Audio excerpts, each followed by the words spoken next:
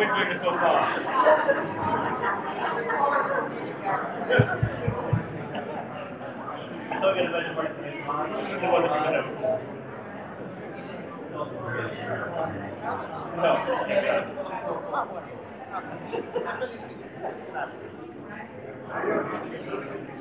Right, people.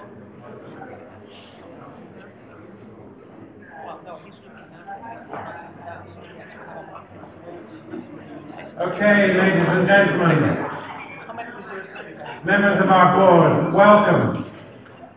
We're going to have a lecture tonight that will be introduced by Kyla Fulham-Wider ahead of a board visit tomorrow to Monte Cassino to see the battlefield and to see the monastery at Monte Cassino. And one of the things I'm going to talk to our board members about, that's got you quiet. One of the things I'm going to talk about as an archaeologist and a cultural heritage person is the biggest industry in Italy which needs social enterprise, which is why I feel powerfully engaged in this, because as an archaeologist, I've been through my life, 50 years I started archaeology, and everyone asks you, who's the ruddy statue at the end? And who's the ruddy, well, what is that column up there? And isn't that exciting? And then they yawn. And what I always say is, we're part of the biggest industry that hasn't really understood that, which is actually developing tourism around the world. And what we've got to do is make other people believe in it. What we've got to do is then educate our students in archaeology to be able to do those things. And that's what I'm going to talk to you about tomorrow when we get to Monte Cassino, apart from the battlefield and being a monk. So we're going to have an interesting tour tomorrow, so board members, do look forward to it. You're lucky you've only got me, because more emotionally and passionately involved in social enterprise is the person who really gave it form and shape to me at AUR. Someone that when I came to this university in 2012, not in a million years could we have imagined that we would attract here. And that's Kyla Fulham-Wider. Not in a million years. She's come, she's taken part, she's developing our programs with our students. Our students love her because she came from the White House with great experience, where she'd been a White House fellow. She was then an innovation officer, chief innovation officer for the United States, working on the census of 2020, and now she's a Kennedy fellow at the University of Harvard. She's given AUR energy. She's given AUR a great deal of direction. And most of all, she's inspired our students. So Kyla, I welcome you tonight to set this meeting in process. Such a radical introduction. I feel like I should be at a campaign. But I'm actually mostly just here to introduce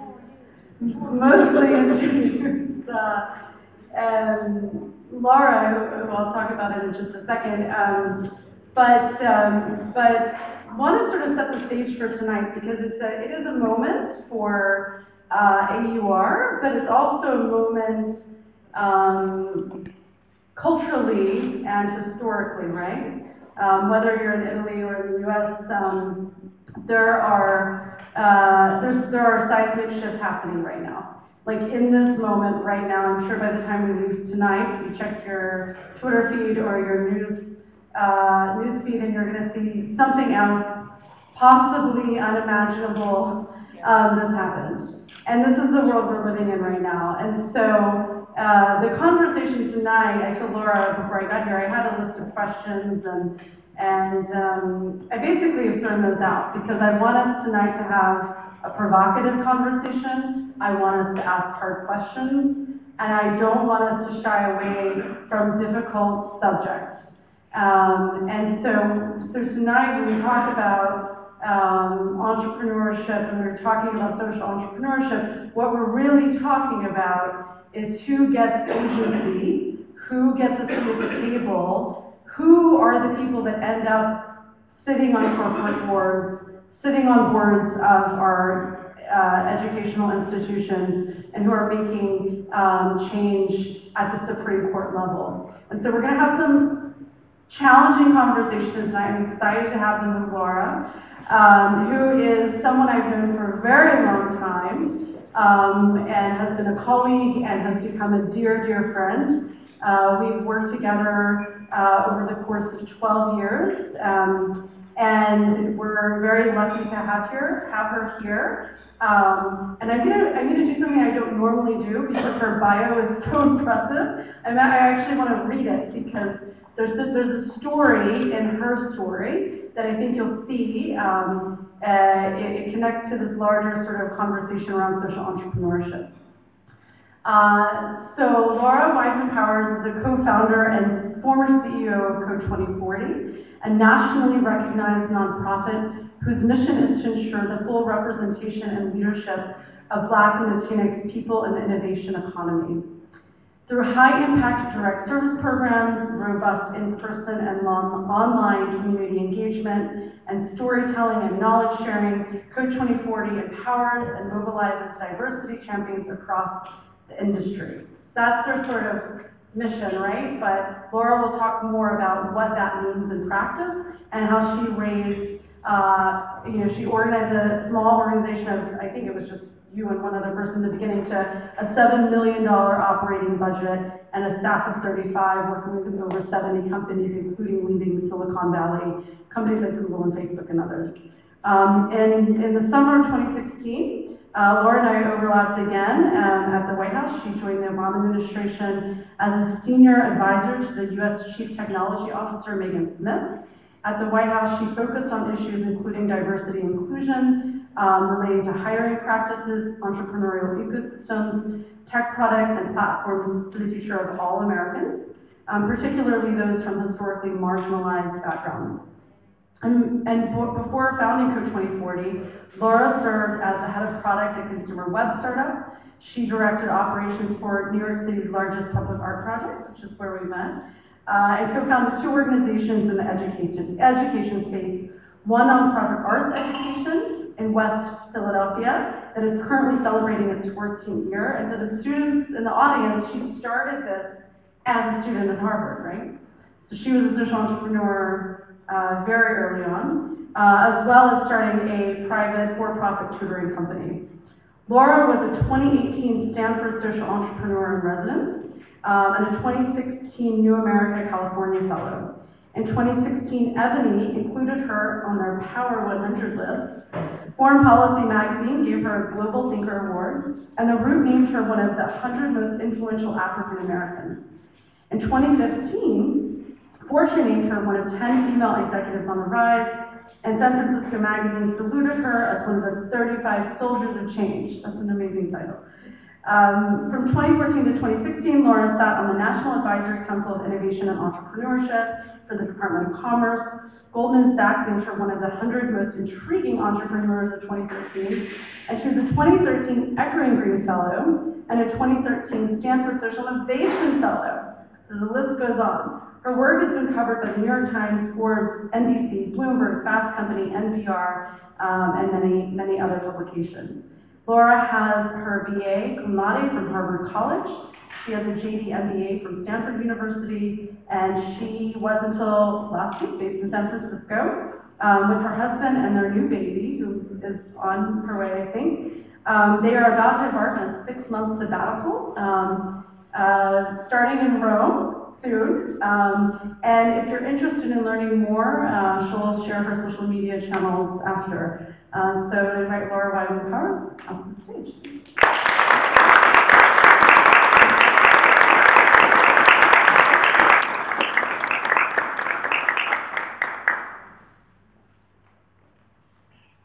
Hi, everybody. As Kyla alluded to, I've spent the last decade of my life, the better part of my career really, in Silicon Valley. It's where I received my postgraduate education, and for the last 6 years, it's where I built a successful social enterprise, one that cut to the heart of what it is that Silicon Valley claims to be and how that differs from what it actually is. Through the course of my work, I got to know many of the most famous entrepreneurs and venture capitalists that you hear about in the news and that you follow online. And as I built my company, I actually surprised myself by building a bit of an online following myself. But despite building a professional home in this industry that can at times feel truly magical, I did not start out loving tech. And despite my deep appreciation for tech's power and potential, I don't know that I ended up loving it either. The truth is, I ended up in Silicon Valley completely by accident. And the longer I stayed, the more I came to believe that this incredible startup ecosystem has a really serious problem. And it's a problem that affects us all. My early career was spent largely in the nonprofit sector. I focused on youth development and the arts. I loved my work, but I felt really frustrated by a pattern that I saw over and over again across the sector. The predominant model for making change in a traditional nonprofit was that there are people on one side who brought the money in at the organization, and then people on the other side who spent it to create impact. At the same time, businesses were machines designed to make money. And if they wanted to do good, well, they'd give a little bit of it away to charities. In the early 2000s, the concept of social entrepreneurship, this idea that you would build a business, the business of which was to create social change, or that you build a nonprofit that had an earned revenue stream and a business model, that idea was really nascent. And the idea of impact investing, the idea that you would trade away a financial return in exchange for prioritizing social or environmental impact, was basically non-existent. But I knew enough, even without this robust dialogue that we see today, to know that there was, or at least perhaps there could be, a better way. So a couple years after college, I decided to do something that my little social justice self would never have believed I would do, which is to apply to business school. And after weighing my options, I ended up enrolling at Stanford for a JD MBA. And in August 2007, I boarded a plane from New York City to SFO. I went and picked up the first car I'd ever owned, which was obviously a hybrid Prius. And I drove it to Silicon Valley to start the semester. The fact that Stanford was in Silicon Valley did not factor into my choice to attend at all. This is a fact that would probably seem totally crazy to a prospective student today. But at the time, it was really the dawn of the social web, and lots of what was happening in the Valley prior to 2007 was still about hardware and chips and things that were esoteric and inaccessible to the average person. If you think back to 2007, if you happened to be a person that had a smartphone at the time, it was a BlackBerry, and you used it to check your work email and maybe to play Brick Breaker if you were bored. Anyone remember Brick Breaker? Yes, thank you. RIM, a company that no longer exists, was on top of the world at the time. But that was changing in 2007. The first iPhone was released 6 weeks before I arrived on campus, just a few miles from Apple's headquarters in Cupertino. Facebook, which was just off campus at that point in downtown Palo Alto, had opened up to the broader public earlier that year. And Twitter was just gaining traction after launching at a conference that took place in Austin every spring called South by Southwest, a gathering I had never heard of at the time, but I would end up attending 5 times and eventually keynoting in front of a crowd of 5,000. Once at Stanford, though, it was impossible not to get curious about tech and about startups. So when a friend of a friend approached me and asked me to help design the public launch of their stealth mode startup's first product, I jumped at the chance to see this world from the inside. I started to split my coursework between nonprofit management and legal and strategy theories around building tech companies. And I interned in tech over the summers and on the side. I was fascinated by the way that it felt in the middle of it completely obvious that the tools being built in and around the Valley could revolutionize conceptions of community and communication. So after graduation, I decided to put my social impact plans on hold for a year to keep building the tech company I've been working with, knowing that I would make my way back to nonprofits soon enough. This choice ended up giving me a really interesting vantage point that would ultimately lead to my founding the social enterprise Code 2040. Being on the inside of tech was fascinating. I really felt like I was seeing the future. The types of products and platforms and services that were being built heralded a change in the way we would communicate, learn, work, and live. But amidst all this, I was struck by how homogenous the people in the tech startup world were. Most of the meetups and conferences that I attended placed me in seas of young, white, educated, middle-class men. I was often the only woman and the only person of color at the table. The people who were designing and building the future, our future, did not reflect the people who would be impacted by it. It felt like it was only a matter of time before this started to create major problems. There wasn't much dialogue about this lack of diversity at the time, but when there was, it tended to center on this idea of the pipeline problem. That there were simply not enough talented, qualified people from other backgrounds to hire or to fund. I didn't buy it.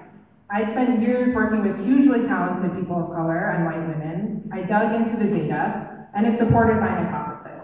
A business school classmate of mine, who was leading a team at a major tech startup at the time, had a similar observation. Together we thought, what if we could call BS on the pipeline excuse? By building bridges between the talent that we knew was out there and the opportunity that we were seeing all around us. We co-founded Code 2040, focused on ensuring that Black and Latinx people are fully represented in and leading the innovation economy. With Code 2040, I was back to social impact, and I was determined to be creative in how we thought about making money and spending money. I got to test the theories I learned in graduate school. I raised philanthropic funding, but I also built an earned revenue stream with tech companies like Google, Airbnb, Intel, Lyft as clients that helped support the organization's growth and ensure its sustainability. I built a thriving company that, at the time I stepped down as CEO and passed the torch to my successor just this past April, had raised and earned over $18 million, had 35 people on staff, and a $6 million annual budget. We placed nearly 200 students a year in tech internships and have built a community of 5,000 people around the US. But perhaps the strangest thing about launching and running Code 2040 was the experience of running a Silicon Valley startup that was designed to reform Silicon Valley. Code 2040's work has helped get hundreds of Black and Latinx students into tech. It's helped to support hundreds of managers and executives in their work to create more equitable workplaces. And we did this as sort of insider-outsiders, with CEOs as clients and confidants, while we urged them to change, both in public and in private forums. Yes, we built a startup in San Francisco, but it was a social enterprise and a nonprofit in a land of entrepreneurs seeking to be unicorns. That's a term for a company with $1 billion valuation, by the way. Silicon Valley is filled with entrepreneurs. Entrepreneurs are builders who create value as measured by money, as in how valuable is this company, what's the most valuable company in the world. Those are questions answered by dollar values. And Silicon Valley entrepreneurs are focused. They dream of being unicorns. Social entrepreneurs are builders too, but fundamentally we are problem solvers. Our value is the impact that we create. And our dream is to solve the social or environmental problem that we've identified, to find innovative solutions to the most urgent and insidious problems plaguing our communities and our fellow citizens. Entrepreneurship and social entrepreneurship are close cousins. And social entrepreneurs may build successful, profitable businesses on their way to solving the problems that they care about. But we don't measure our worth with only dollars or euros. The more time I spent in Silicon Valley, the more power the companies that were just coming into their own when I arrived in 2007 gained. And the more I wished that more of these entrepreneurs whose products and platforms are shaping our lives were social entrepreneurs. I mean, what if Silicon Valley's most promising companies were built by those with the ethos of social entrepreneurs? Take Twitter. The joke about early tweets was that they were all about what people were having for breakfast. How might Twitter be different if it had been created not by Jack and his friends, but by a group of activists? Instead of the tool accidentally enabling protests as with the Arab Spring and Black Lives Matter, what if it was created to support it? Or how might it have been designed differently if there were women on the founding team? Would the tool handle trolling and harassment differently with a bias towards the victim as opposed to the harasser?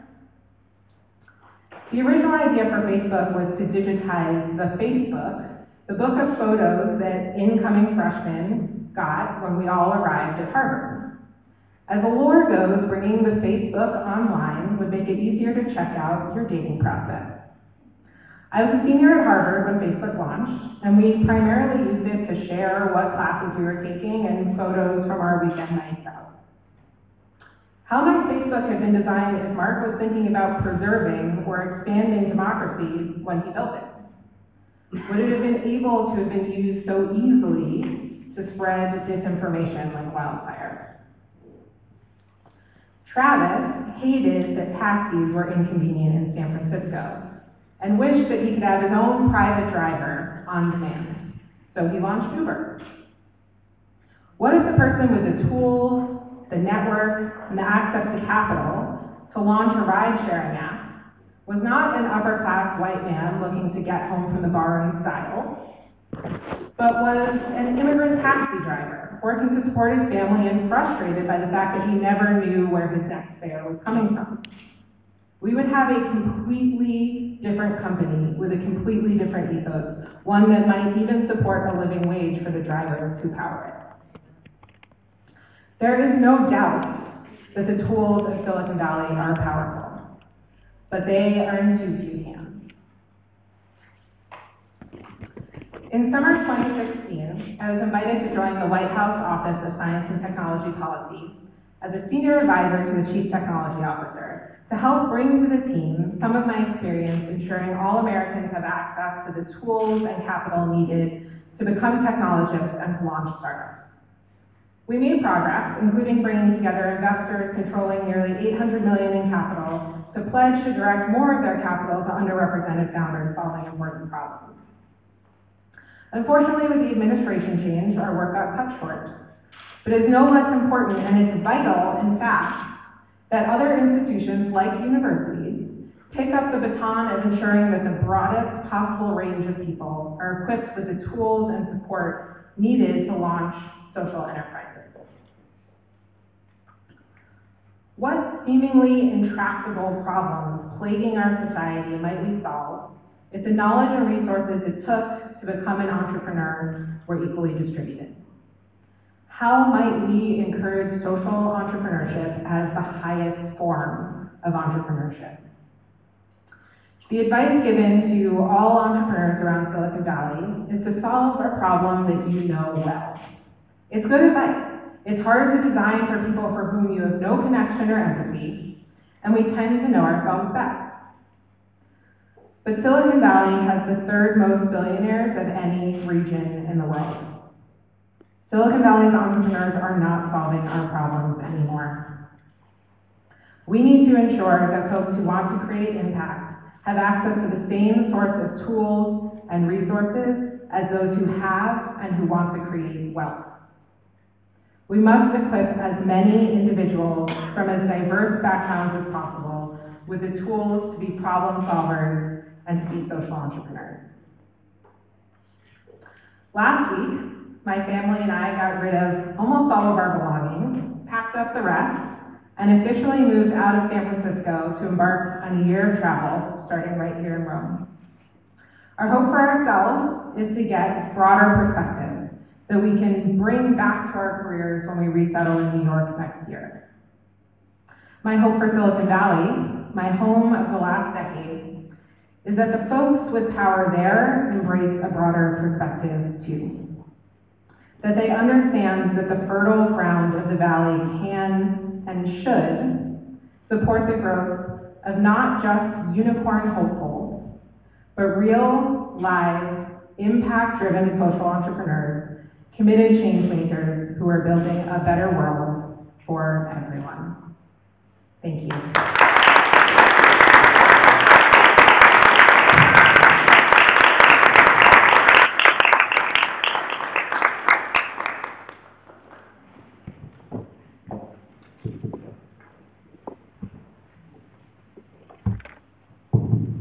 Gelato, as they call it. Or this is called a gelato, and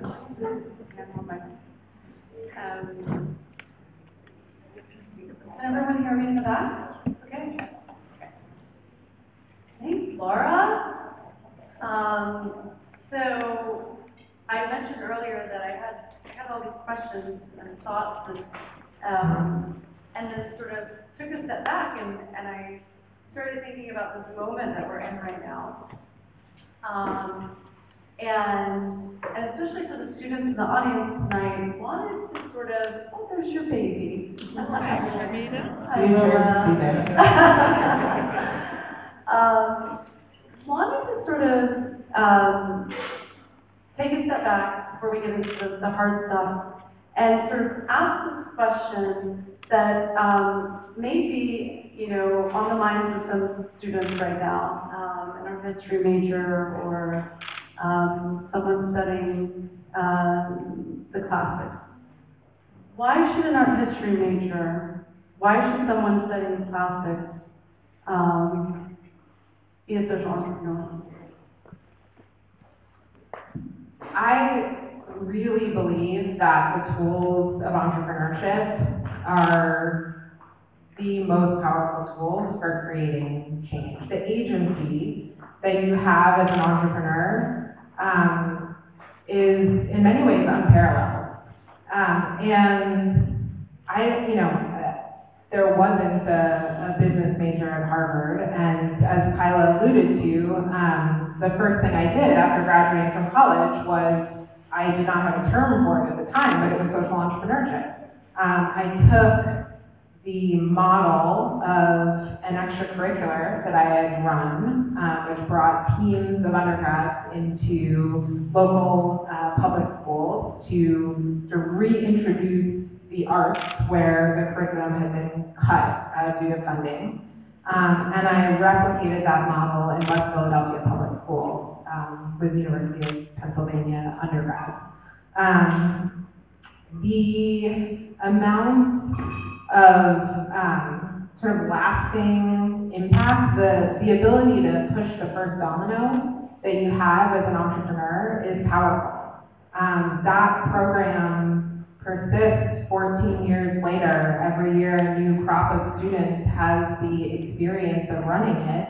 And that's the experience I had that set me on the path to social entrepreneurship. So I think what you major in helps you develop a perspective and an expertise and a way of thinking, but it doesn't need to define the next step that you take in your career. You can draw so much inspiration from a variety of different experiences that you have at a university or as a student.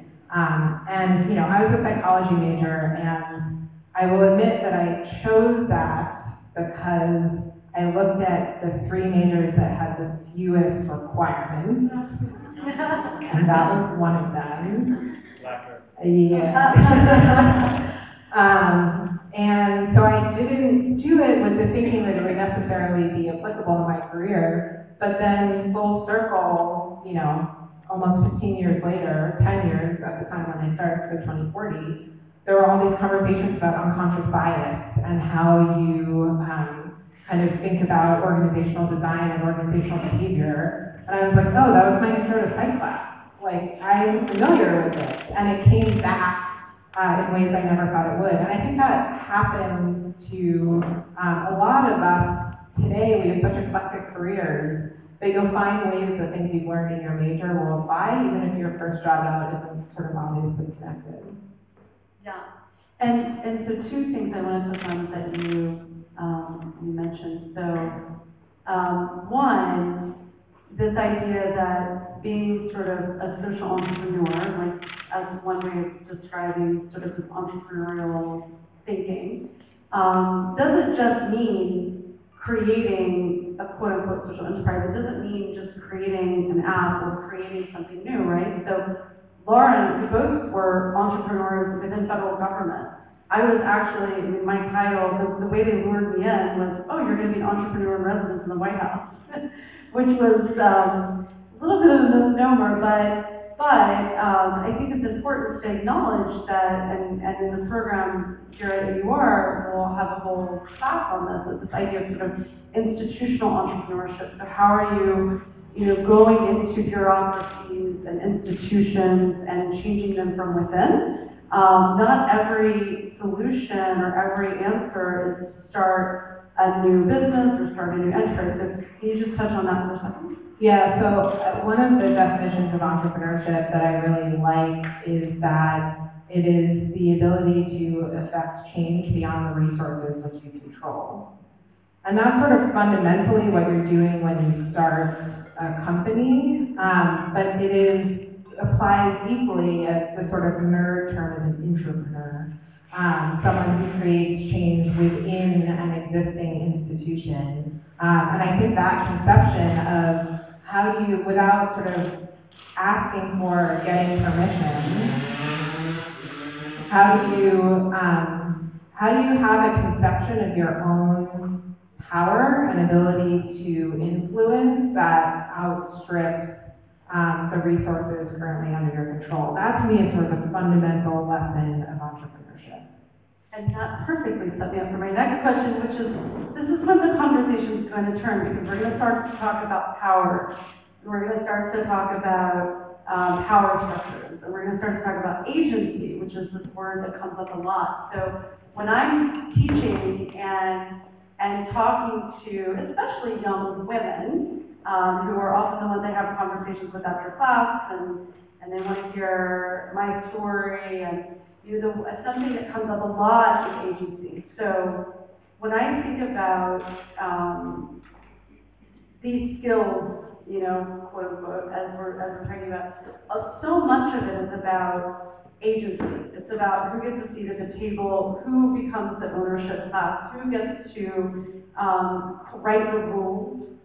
Because the Mark Zuckerbergs, for example, and not to say that everybody needs Mark Zuckerberg, and we'll talk about that in a second, but those are the guys, and yes, mostly guys, that get the seats on the board, that are sitting and determining how our education systems are playing out, that are determining corporate governance. And so talk to me about that a little bit. And I know we could talk about that for a long time, and I also want to open this up to the audience, and I want to have a bigger conversation about this. So I think society at large, and then a lot of the individuals that we bump up against in our lives and careers send really strong messages about who is entitled to what. And that can dramatically impact an individual's own conception of their power and potential. One of the things that has stuck with me for almost 20 years now is that in orientation week at Harvard, the dean of students at the time speaking to 1,600 of us 17 and 18-year-olds who now they were in loco parentis, in charge of, said, I want you to never take no for an answer. Even as a 17-year-old, I was like, that is bold.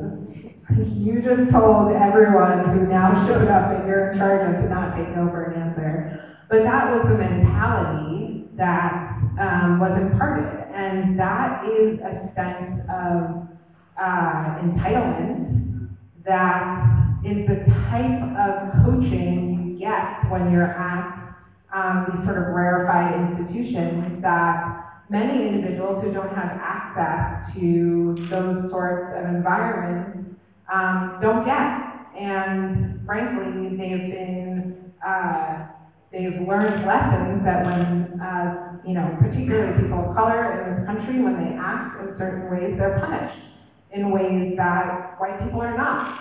And so that sense of entitlement can feel inaccessible or dangerous. And the woman who took over as CEO of Code 2040, a Latina woman who grew up low income, used to say to me all the time, I've never seen a woman of color act so entitled as I did as CEO of Code 2040.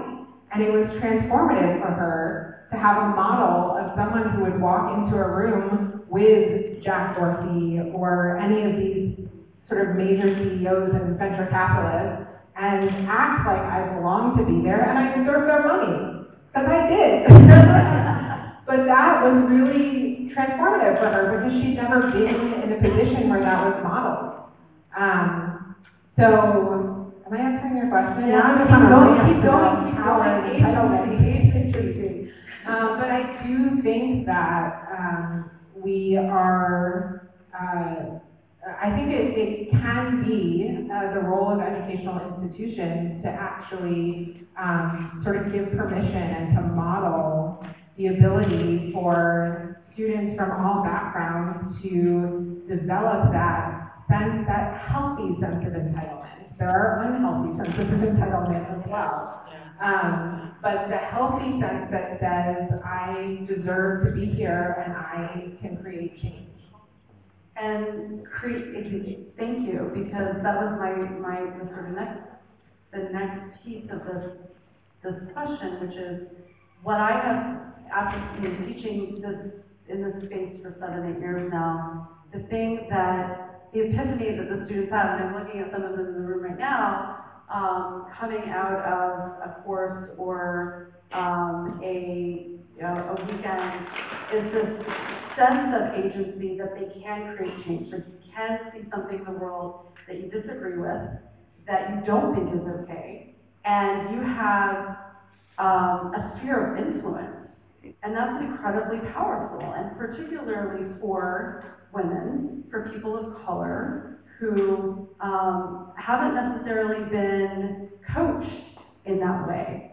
And so that idea that you can create change, that you have agency about the things that are happening around you that aren't okay, is incredibly powerful. And the second piece, and I would love for you to speak about this specifically, we talked about this idea of sort of, especially for students, and I'm thinking of you guys all, we've had some of these conversations, moving from this sort of framework of job seeking, right, where I'm going out into the world and I'm seeking a job versus job creating. And again, that doesn't mean you're starting, the next billion-dollar company. That may not be right for you.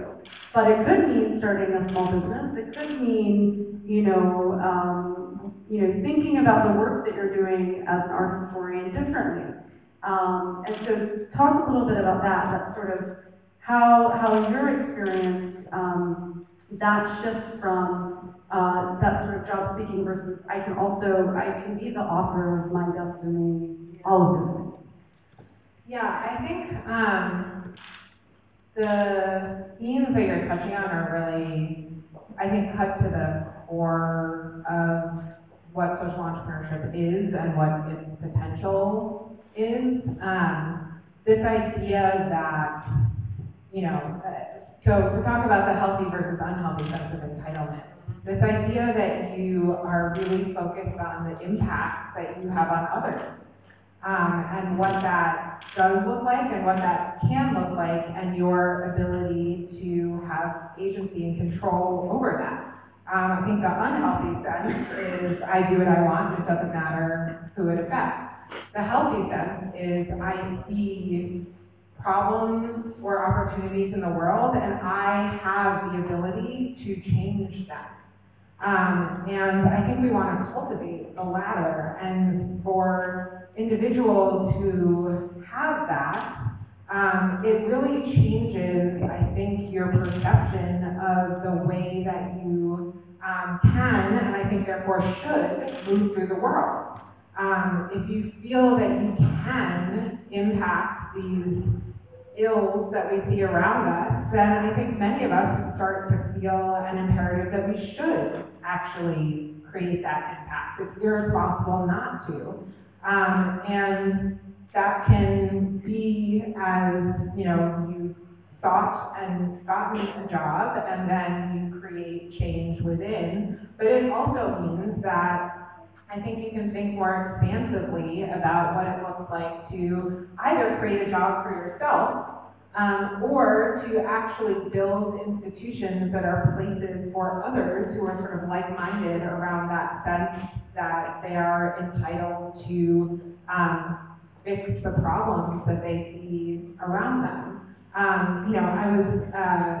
I was looking back at Code 2040, we were about 35 people when we left, but over the 7 years of the company, that means that there's probably around 80 or 100 folks kind of that I hired that actually had jobs working under me, which is sort of a bonkers thing to think about. It's not why I started the company, it was to employ people. But it ended up being this really kind of special experience in my career where I got to actually create jobs, and not just any jobs, but to create jobs within a culture that I got to help define. So I could actually create a workplace that I felt really good about showing up in. And that is a really empowering experience as well, that I will take with me whether I start something else or join something else. Awesome. And one more before I want to open it up to everyone else. And this sort of touches on, I think, both the organization you build, but also your own personal experience, and then I think sort of more broadly, why do we need more seats at the table, right? So how and why does it matter that, and I'm gonna put us on the hook here, AUR board, 25% of our board in AUR is women, right? It's mostly white men. I think that ratio was even worse a few years ago. So, and how can entrepreneurship, social entrepreneurship, how can it be a mechanism for expanding who has a seat at the table, who are making the decisions about curriculums, who are making the decisions about corporate governance? Touch on that a little bit. I know that's a big question. Yeah. So I think there's a number of valid ways to answer that question.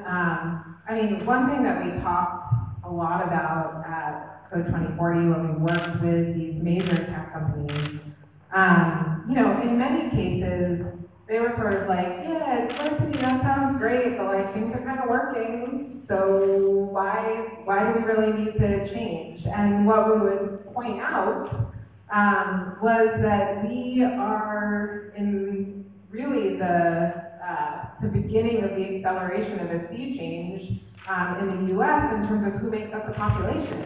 Code 2040 gets its name from the year 2040, which is the start of the decade when people of color will be the majority in the US.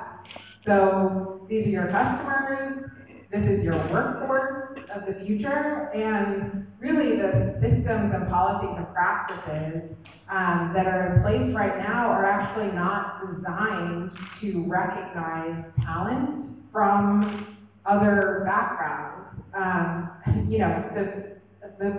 The thinkers that I read in business school, the sort of best practices are almost entirely written by white men for white men to implement. That is not going to be the future of who is starting and running companies where the purchasing power is. So those so-called best practices are going to let us down.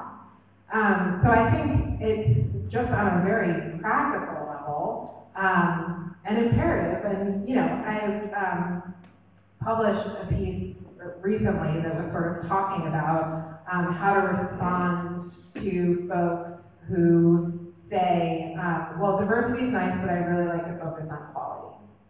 And really what that does is it obscures the fact that this is not a people issue, this is a systems issue. Because if you believe that talent is evenly distributed by gender, by race, by class, by geography, if you believe that, and you are in an institution or a scenario where talent is not broadly represented, but you have a concentration of usually white, educated, middle class, upper middle class men, then really what you are seeing is a systems failure.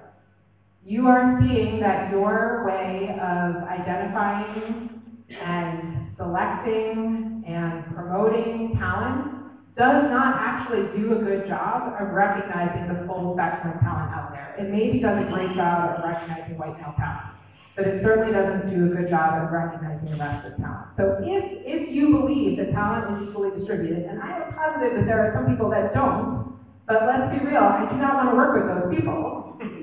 If you believe that it is, then if you are seeing a homogenous group, your systems are failing, and that's on you. It's not on the talent. And that's what I think we're seeing broadly is systems failure, and really what social entrepreneurship cuts to the heart of is changing systems. It's about building, looking at the equilibria that you see around you, and deciding you are not satisfied with that, and that you can build to create a new permanent equilibrium. Bravo.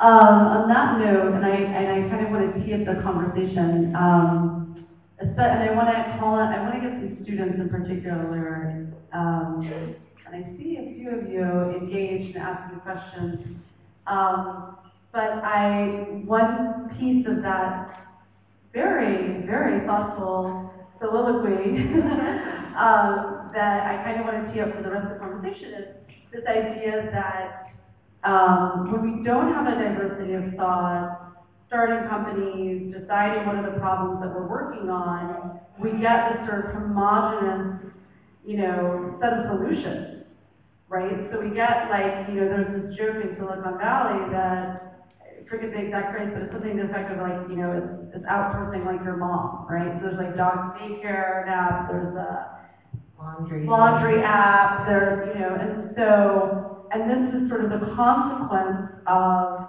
young white men who look like Mark Zuckerberg, because Mark Zuckerberg is the model, being funded by older white men who look like grown-up Mark Zuckerbergs who have, the money to invest. And so you have this sort of vicious cycle. So if there are any of the young women, looking at you, in our honors program tonight that want to kind of touch on that or speak to that, what are some of the things that you're thinking about that are challenging to you, and that you might want to change? And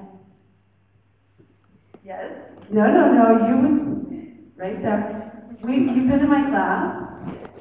Talk to me about that. What are, as a young woman? No, it's okay. It's a real. What are the current what are some of the challenges that you're seeing not addressed that aren't being dealt with in a way, or what are problems that you see that aren't being addressed by not just the digital platforms, but some of the programs? We've talked about this in class, and I don't mean to put you on the spot. But you will. But I did. I don't mean to, but I'll go You're asking the question in terms of young women? Yeah, like as a young woman, like where do you see an opportunity, or where do you see problems and challenges that you're not seeing, you're not satisfied with the responses and answers?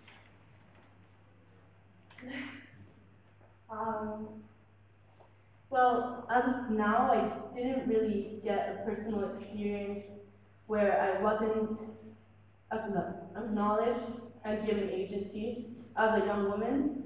I worked for a nonprofit organization last semester for my internship, and we were actually a company of all women. So, I mean, personally speaking, I don't, I don't know. Was that here in Rome? Yes, it was an anonymous, not anonymous. Yeah. Not for profit, yeah. Yes. Yeah. And it was directed by 3 young women who had the same ideals and shared the same sort of ideas and started up the Onlus. And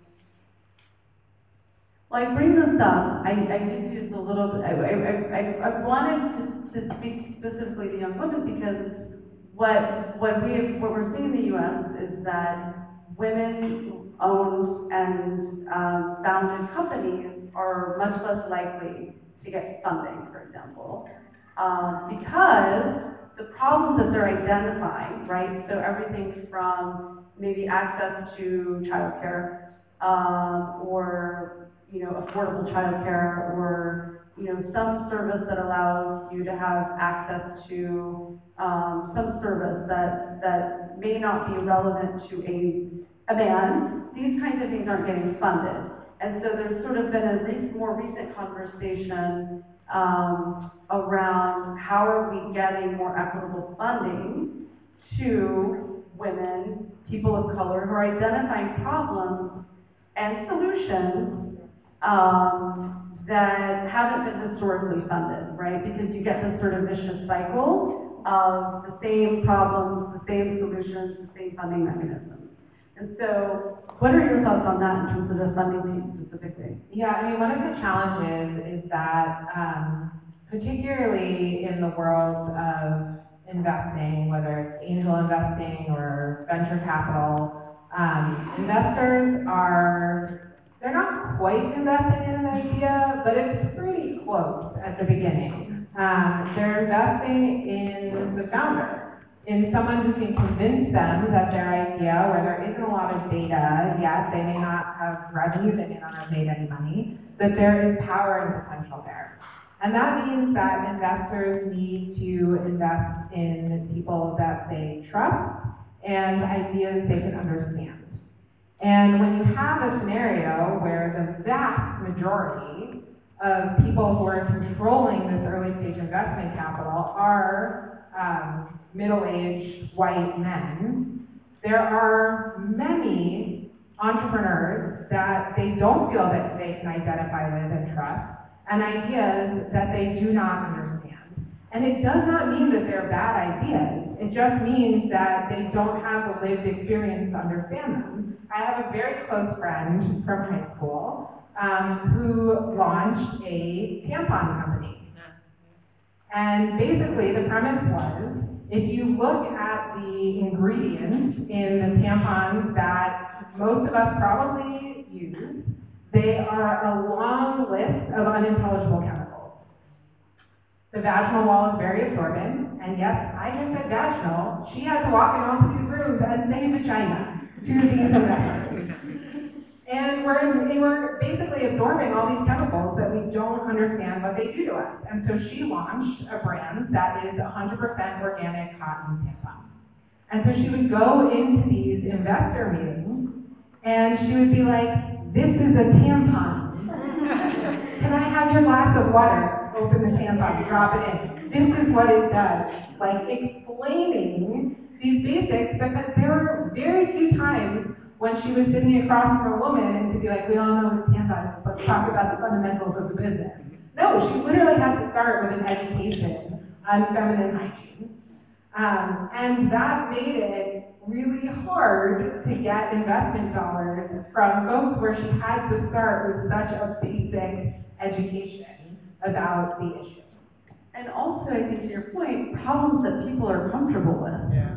Right? I mean, that's Yeah, sort of those guys don't want to then go to the bar with their fellow investors and be like, yo, I just invested in this tampon company. Yeah. Like, Yeah. that's not what they want to talk about. Exactly. And so I think this for me, what is exciting about this space is that we're getting other definitions of what matters. We're getting other definitions of, how we can solve those things.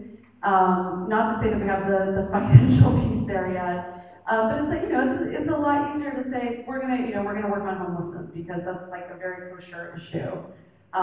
It's a lot harder to say we're gonna work on, menstruation as an equity issue in the developing world where girls don't go to school because they don't have,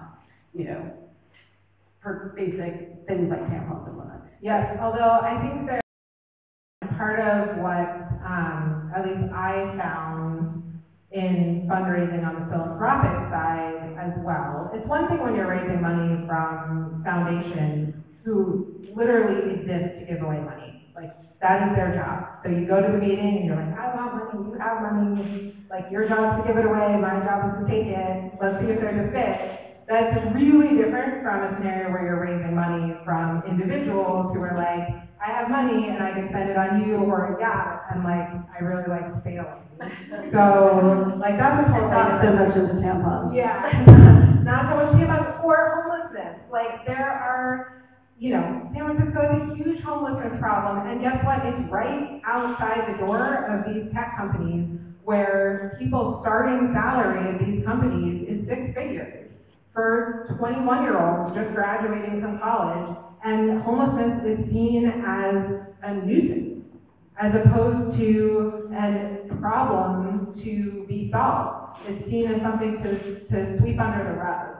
And so I think it's easy to say in the abstract, like, oh, homelessness, that's not good. Like, I was reading something the other day. It's basically essentially a crime to be homeless, because it's a crime to keep your stuff on the street, it is a crime to urinate in public, like all the things that you have to do when you're homeless, which I promise you, homeless people are not excited about doing, are crimes. And so as opposed to treating this as a social issue where we want to like support these individuals, we criminalize them. And that is like in the most liberal, forward-thinking cities in the country. There's all sorts of studies that like the best way to solve homelessness is to give people homes. To just like give them a home. Like there's a big study in Denver. Like it works, but that's not, Is there enough? there is no after that, and that's not the way our American ethos of pulling yourself up by your bootstraps works. We don't like giving things away. And so that solution has not been implemented, even though it literally works. So it goes far beyond the idea of like, you're bumping up against these entrenched systems of power and bad entitlement at the point where you as a social entrepreneur are working to create this change. Okay, I think we have time on that note, and we'll continue this conversation after the fact. I think we have time for a couple questions. Yes, Frank, I think that's great. Thank you. Now, you began by saying you wanted to have a hard conversation and address hard questions. Did I hear you say that? I did. Okay, so I'm an unabashed capitalist, and beyond, slightly beyond middle-aged white men.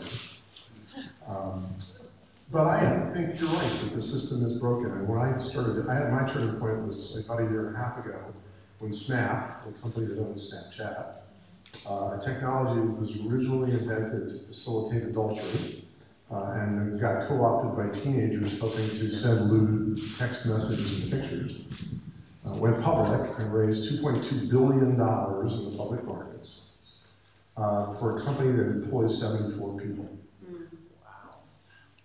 I didn't like that. I thought that, so what is it doing? I think that's broken. So the question I have for you, the hard question, is how would the greater involvement of women or people of color have reshaped that event? That's a great question. You want to go first? Go ahead. Please.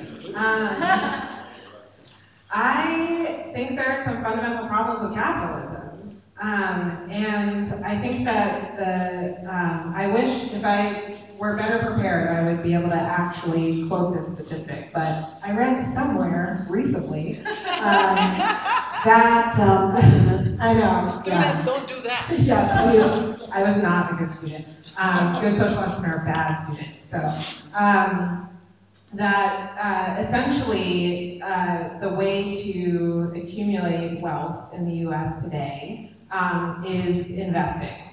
And the share of wealth that is generated by investing, returns on investments versus a salary, has dramatically climbed.